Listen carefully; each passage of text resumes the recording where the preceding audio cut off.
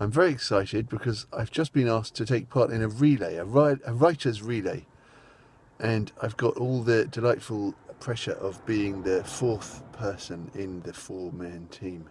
I always talk about how much I like the idea of collaboration. This is my chance.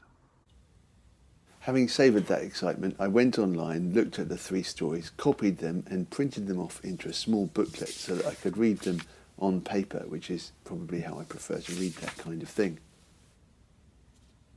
To be perfectly honest, when I first read the 3 passages from this story, I felt a bit anxious because there were some inconsistencies.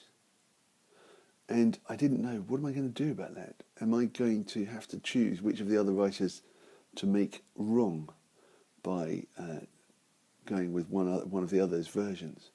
And I got a bit stuck. And there were so many loose ends to tie up as well, and I wondered, I can't do them all.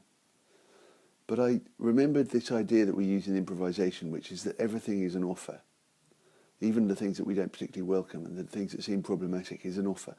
So my challenge was to try to find out what was the offer that I was being given here, even in these things that I found difficult and problematic. So I drew some notes and doodled to help the questions settle in my mind, the things that I wanted resolved as a reader, what I wanted to find out next. And then I also drew myself a list of what might make the story satisfying to me as a reader. And then I just jumped in and wrote, and you can see the words here. I typed them up and made a very small number of edits.